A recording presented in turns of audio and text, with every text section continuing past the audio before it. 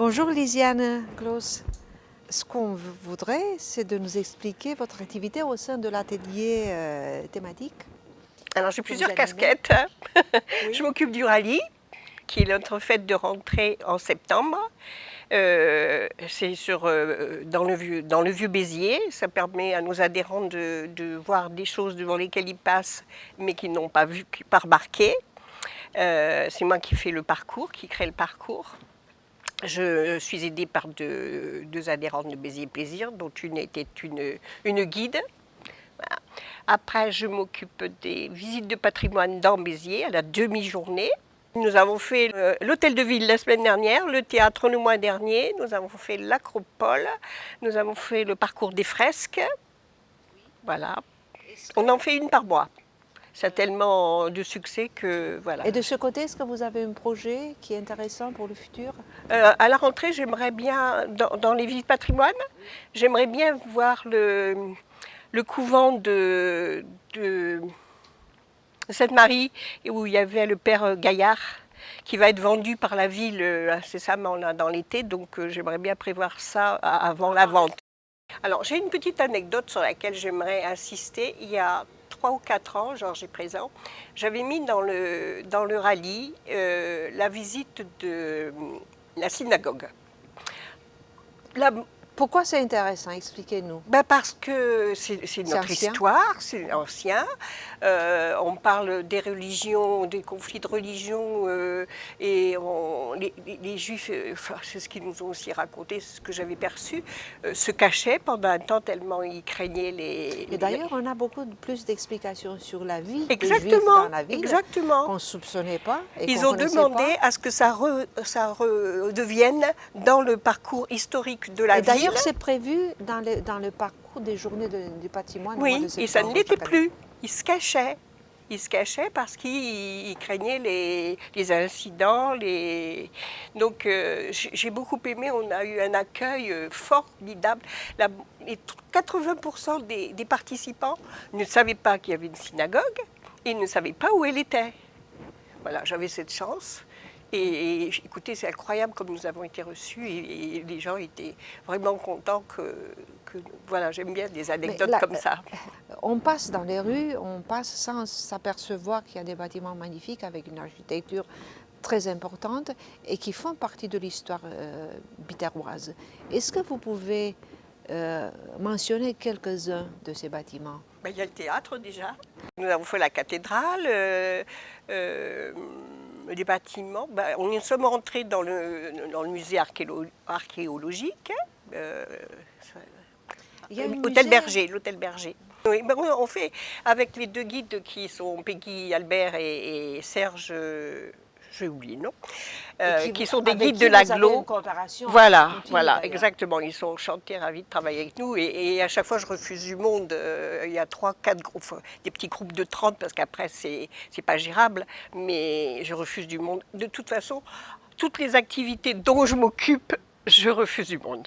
Donc il y a beaucoup de, beaucoup de gens qui sont friands, et puis avec l'histoire de la pandémie qu'on ne pouvait plus bouger, voilà, les gens ont envie de ressortir, de voir et puis d'apprendre, de rencontrer... de s'approcher de l'histoire de leur ville. Exactement. Mais également avec des annonces intéressantes par rapport aux excursions que vous organisez en fin de semaine, en week-end. Et nous avons aussi des sorties d'une journée en car. Cette année, nous avons Tarascon, Alès, Saint-Bertrand-de-Comminges. Et à la rentrée, nous irons en week-end au Rocher Mistral à la Barbenne, vers Aix-en-Provence, qui est un genre de Puy du Fou provençal.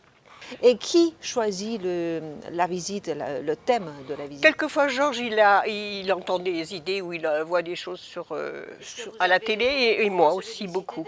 Aussi des offices de tourisme aussi, oui. Et puis des adhérents qui sont allés dans des endroits, qui me ramènent des brochures, qui me rapportent des brochures, et qui me disent, tu sais, on a fait ça, et donc on essaie de l'inclure dans notre programme.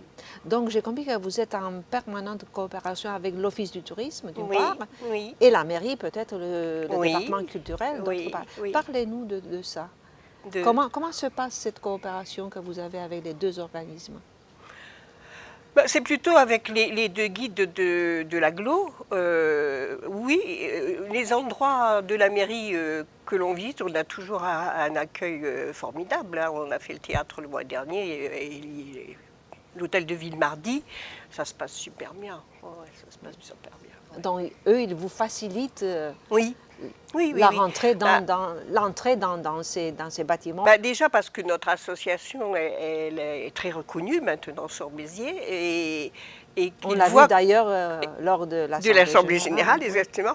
Et il voit il se rend compte qu'on fait un travail complet, intéressant, qui attire beaucoup de monde et qui permet de faire découvrir des choses, comme on disait tout à l'heure, que les gens devant lesquels ils passent, qui ne connaissent pas ou qui n'ont pas vu.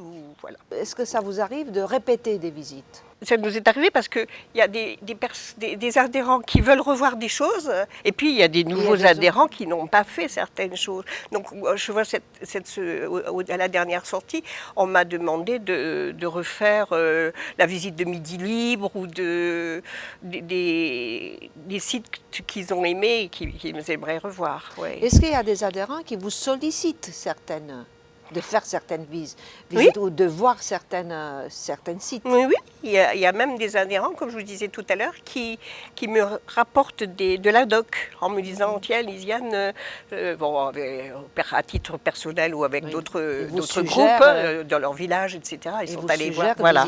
Ils me rapportent, ils prennent à la sortie, tiens, on donnera ça à Lisiane, c'est une bonne idée. J'ai aussi un partenariat avec les maisons de quartier, comme Brassens. Et on n'a pas fait cette année parce qu'on devait participer au carnaval et on n'a pas pu.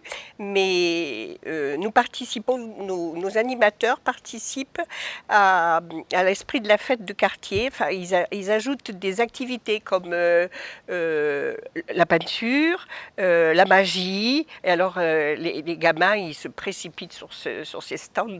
Voilà. Et j'aime beaucoup aussi cette participation à ce partenariat. Voilà. Vous avez noté certains goûts des adhérents? Ils sont friands et gourmands de tout, ils sont en attente de tout. Écoutez, dès que je mets un truc en ligne, dans quelque domaine que ce soit, quelquefois dans l'heure, j'ai Les places sont occupées. Oui. Alors du coup, je me fais un peu remonter le moral parce que les derniers, naturellement, je ne peux pas les prendre. J'ai des listes d'attente pratiquement à chaque événement que j'organise. Donc j'ai compris que vous êtes aimé par les adhérents. Je crois. Et que vous les aimez. C'est peut-être ce que je fais qu'ils aiment, c'est peut-être pas ma personnalité. On ne peut pas plaire tout le monde. Donc eux, ils vous aiment et c'est réciproque. Moi, j'aime beaucoup ce que je fais. Voilà, c'est ce que j'adore ce que je fais. J'aime beaucoup, beaucoup, beaucoup ce que je fais. Et c'est plus facile. C'est du travail. Beaucoup me le font remarquer. Voilà, tu dois voir. C'est vrai, c'est de la recherche, c'est mettre les choses en place sur le papier, c'est des coups de fil, des mails, des tableaux, c'est du travail. Mais j'aime beaucoup ce que je fais. Merci beaucoup, Lisiane. Merci.